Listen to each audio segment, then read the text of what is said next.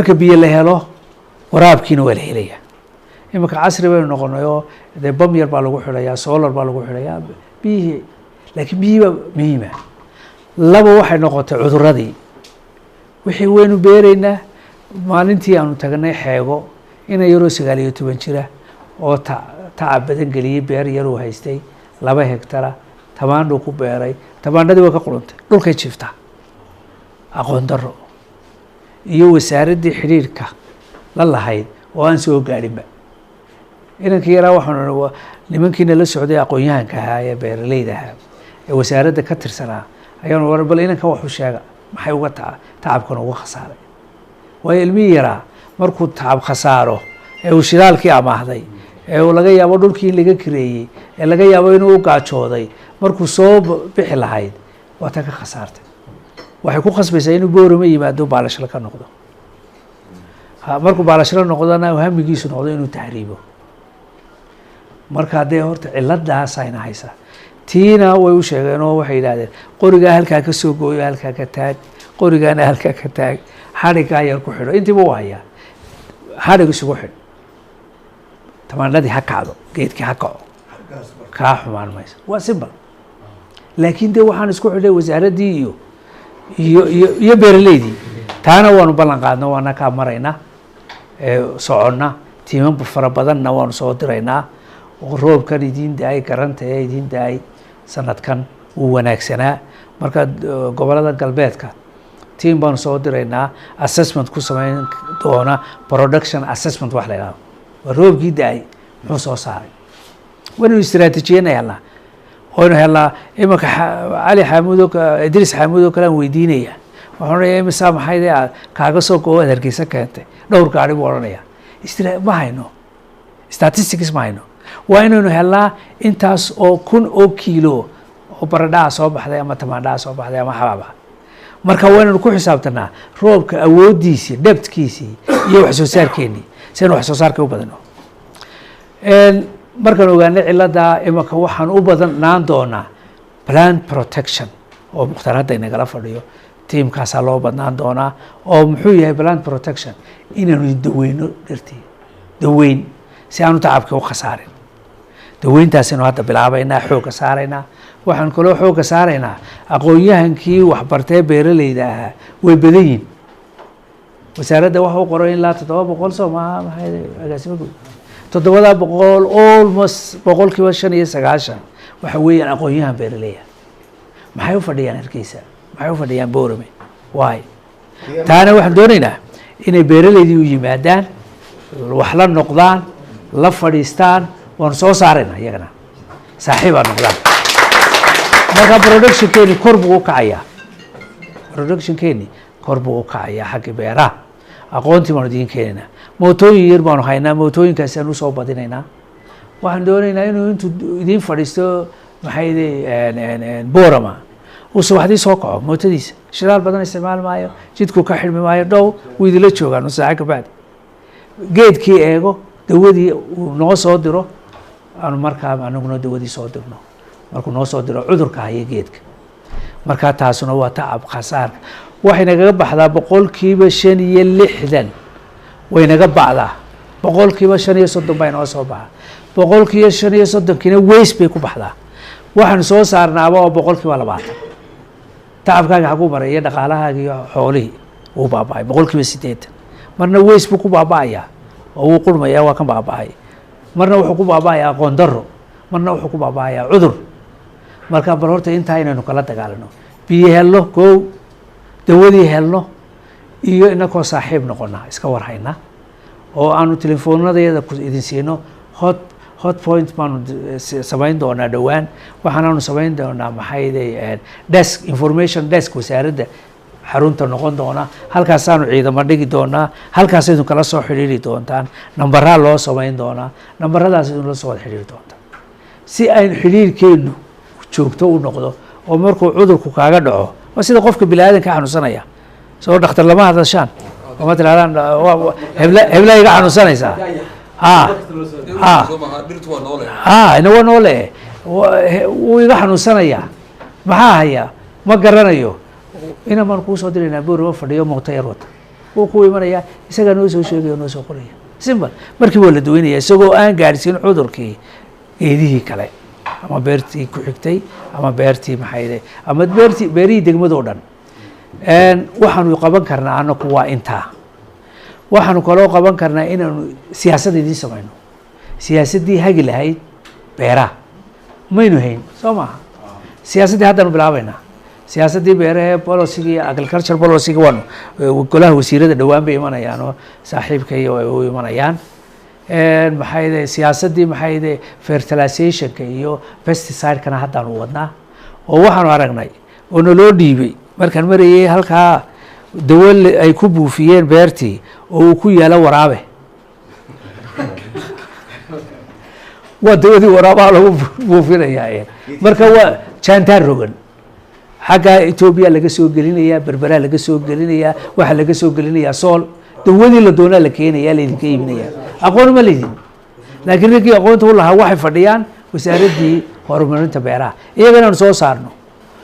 istiraatiijiye iyo policy act xeerna ka soo saarno oo xeerkaas uu noqdo inaanu maxayday soo dejiyaan dad acyaana oo la garanayo oo aan tuug ahayn oo jantaan rogan ahayn haddii laga wadi waayana inay wasaaradduba soo dejiso oo iyadu iibiso dawo rasmi ah oo la baadhay oo laboratorygeeda leh oo tracekeeda la raacay oo la og yahay oo aanu qofka ku dhimanayn oo dadkii cunayay aanay wax ku noqonayn imanka wax laga yaabaa in beerkabana ay fadhiisato sunti oo waxyaabahan inagu dhacee dambe keenaya maxay stroke iyo stroke baa inagu batay beer xanuunka baa inagu batay kaliya fadhiisiga baa inagu batay waxa loo aaneynaya dawooyinka lagu buufinayo qayb ka mid ah beeraha ayaa loo aaneynaya iyo cuntadan laynooga keenayo dabadda ee saliidahan recycleka ah ee laynoo keeno aynu beeran kale lanahay sisinteeni oo idin baxaysa marka anaku policy baanu idin samaynaynaa kow waanu idin hagaynaa walaalihiin baan noqonaynaa waanu dhex fadhinaynaa waa inta yaraynu idin qaban karno dhaqaalo badan ma hayno dhaqaalaha hadda sanadkan waxaan ugu talagelaynaa shaqaalaha inaanu u kordhino kunnadii ayaan hadda dalbaday waxaan u leeyahay waxaan doonaya inay idila fadhiyaan oo aanu inankii oo dhan ama inantii oo dhan kunno ma haysto kunnadii inaanu dhebel uga dhigno 4 jibaar uga dhigno beertii idinku yimaado idinla fadhiyo isagoo beer DMkiisina haysta sidaasina horta productionkii kor ugu qaadaynaa iyo maxayde iyo marketingkii waan soo wadaa taas waa mid istiraatiijiye kalaan la imi anigu oo ah war maxayde boqolka meelood ugu boodboodayna inagoo waxba hayn maynu qaadano hal istiraatiiji oo leenahay sanadkaa waxaa lagu dhaqmayaa sidaa waxaan qaatay qabandidii waxaan idhi sanadkan qabandi aan beerno iyo sanadka ku xigaba maxaanu leeyahay waxaanu helnay qabandi seed waxaan idiin soo dhaafay oo kale seed act wax la yidhahdo xeerkii seedka isagana waan soo saaraynaa seedkan dabadda laynooga keeno ee inoo keenay maxayde diirta aanaynu garanayn diir baa inoo timi sanadkii hore iyo sanadkii ka horreeyaba waxay la socotay seed dabadda inooga yimi maynu samaysano inaku seed aynu leenahay seed bankii maynu samaysano researchkii samaysano intaynu samaysanayno waxaan tegey maxayde markaan bil joogayba waxaan tegey dowlad deegaanka soomaalida dowlad deegaanka soomaalidu horumar buu ka gaadhay xaggii beeraha sababtan u tegeyna saasay ahayd inaan bal iyagii u tago la tashado waa walaaladeen waa jaarkeen isku cimilaynu nahay reerka halkan degunba halkaana dega waa dadkeennii waa markii afraad ee sanadkan gudihiisa uu ra-iisul wasaaruhu imanayo dowlad deegaanka sababtu yii waa maxay beeri bay beerteen waxay istiraatiijiye qaateen qabanduunaynu beerno sanadkan iyagaa imika full basketkii Ethiopia oo dhan waa dowlad deegaanka waa idinka arkaya wiigii dhaweyto uu dhex taagnaa ka dheeraayeen maxay qabandigii baan markaa idhi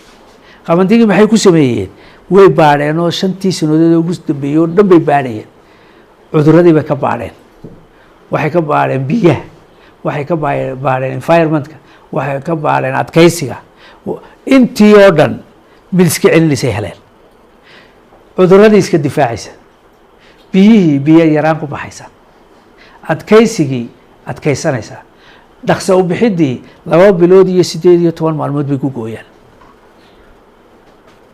beeraha adeerkiisana oo aabbe dhex taagnaa ilaa maxayde lafa ciise taxan ilaa tulli maxayde guuleed taxan 2 bilood iyo 18 cishe ku soo baxaysa tii baan soo qaatay tii waniga imika beeray waniga burco beeray waniga wajaale way ka socotaa meelo badan bay ka socotaa waxaan doonayaa markaa tijaabi noqonayaan qoladii beeraha ee burco markaan u tagay wal beero oo iyaga dayrtii hadda u bilaabaysa dayrta ka faa'iideysta oo waliba markay soo baxdana 50% qaata idinku 50% wasaaradda siiya